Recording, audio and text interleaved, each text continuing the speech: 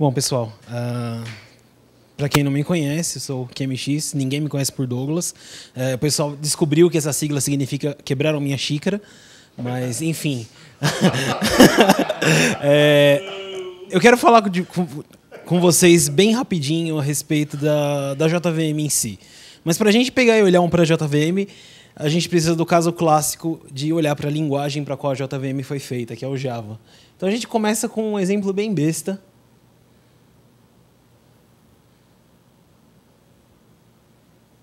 New carro. O que nós temos aí? É um código estúpido, está criando uma nova instância de carro. O que tem aqui que é ruim? Tem alguma coisa ruim nessa sentença de código aqui?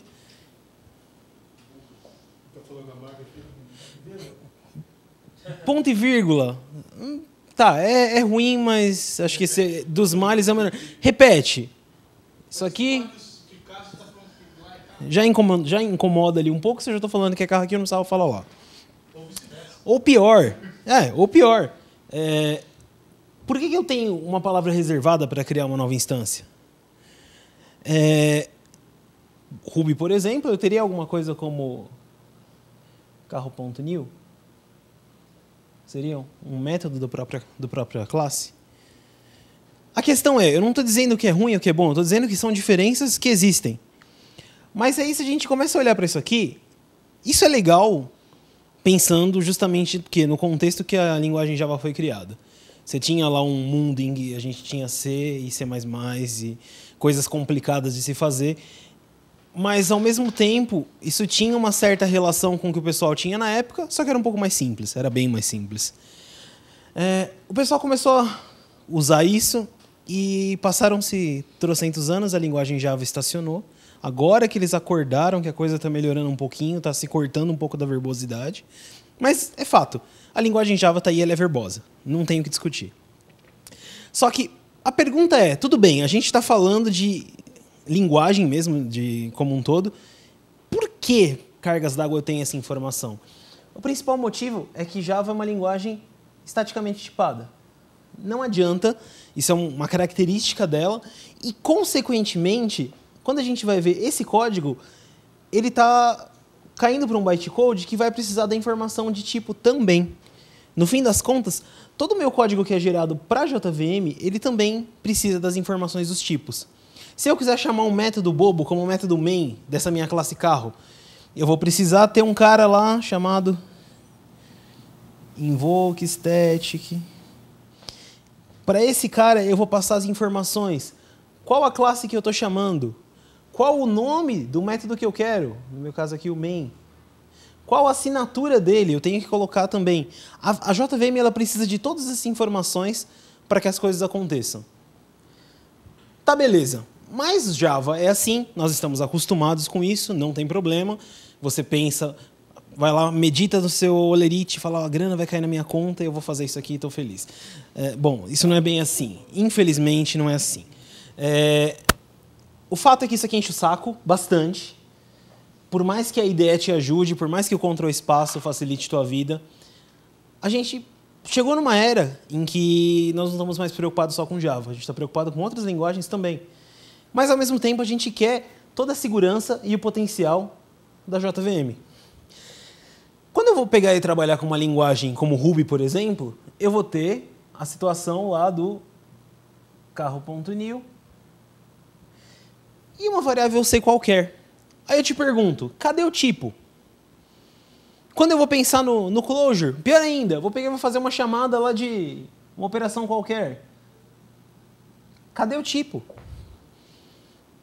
Eu tenho alguns tipos implícitos aí, é fato.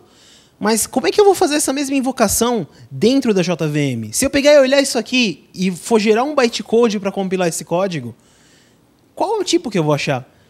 Quando a gente está trabalhando com linguagens dinamicamente tipadas, eu tenho tipos, na verdade que eu tenho. Provavelmente eu vou ter um tipo genérico que aglobe tudo. Então, se você pensar numa assinatura de uma linguagem dessas, vai ser algum negócio mais ou menos assim. Object.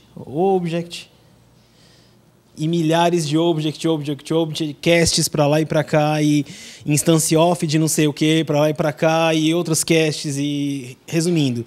Se você olhar nas implementações das primeiras linguagens dinâmicas para JVM, isso aqui é uma lama. Porque você tem que ficar dando cast o tempo todo, e ao mesmo tempo você não tem garantia nenhuma. Porque se o cara pode passar qualquer coisa, pode ser qualquer coisa. Então eu preciso fazer um trabalho, e eu preciso informar os tipos para JVM. Só que assim, pensa no cenário, eu quero chamar um método e eu não sei qual que é o tipo. Qual que vai ser a primeira coisa que vai ter dentro lá da minha implementação? If, instance off, tal coisa, faz uma coisa. Caso contrário, faz outra. Então assim, para os tipos que eu já conheço, eu sempre vou ter alguma coisa de tomada de decisão. Então, quanto tempo eu tenho aí? 1 minuto já? Tá. Se eu tenho que informar os tipos, e se eu tenho que fazer qualquer chamada condicional, eu mato qualquer chance da JVM otimizar isso. Primeiro, porque eu tenho... Para a gente poder fazer qualquer chamada dinâmica, para achar esse método new dentro de uma classe que eu não conheço, que não existe uma classe Java, eu vou ter que fazer double dispatch. Mando para um cara que toma a decisão, que manda para outro. Como que eu resolvo esse problema aqui? Ó? Eu não tenho como otimizar esse pedaço. Com isso, no Java 8 e no Java 7, o pessoal começou a pensar um pouco melhor a respeito das invocações. Antes eu tinha invoke static, invoke virtual, invoke interface, as chamadas normais. Eu passei a ter um invoke dynamic. A ideia desse cara aqui basicamente é o quê? Eu vou ensinar a minha linguagem que está rodando em cima da JVM como desbravar os caminhos por si própria. Ao invés de eu chegar e falar, quando for esse tipo, faça isso, quando for aquele tipo, faça aquilo outro, eu vou dizer para a JVM, ok, quando você vê esse tipo, você vai perguntar para um método tal, que a gente chama carinhosamente de BSM. Esse cara tem uma lógica que vai dizer qual tipo que eu tenho que chamar e vai me entregar as instruções, a receita de bolo. Então fica um negócio mais ou menos assim. Eu tenho uma instrução de chamada dinâmica, ela cai dentro do BSM, esse cara vai preparar um call site e vai fazer a invocação. Primeira vez, vai por aqui. A partir da segunda vez, como eu já tenho a informação de como que eu chego naquele pedacinho de código, a invocação é direta. E daí a coisa fica absurda. A gente, dentro do projeto JRuby, tivemos alguns cenários lá em que a gente conseguia ter getter de classe Ruby mais rápido que getter de classe Java. Pegar lá uma coisinha besta e fazer invocação, a gente consegue ter mais performance. Porque esse negócio aqui, ele realmente muda completamente o jogo dentro da JVM. Como é que ficam os tipos? Fica tudo object mesmo. Dentro da linguagem Java, a gente acabou sendo alterado um negócio, permitindo que eu possa ter assinaturas polimórficas de método. Ou seja, eu estou trapaceando com a JVM, o que eu passar de tipo ela vai aceitar e está tudo bem. Bom, Invoke Dynamic essencialmente é isso. Eu pego e ensino a JVM como que ela vai fazer a linkagem desse meu código e daí para frente fazer as invocações e as coisas acontecerem. Linguagens dinâmicas como o DynJS, que é a minha implementação de JavaScript, o JRuby, o Jython, implementação de Python, Clojure, o pessoal de Clojure não quer usar Invoke Dynamic, eles têm os motivos deles, beleza. Mas, no geral, as linguagens dinâmicas que estão dentro da JVM vão ganhar uma quantidade absurda de benefícios só de usarem essa funcionalidade aí. E é isso aí.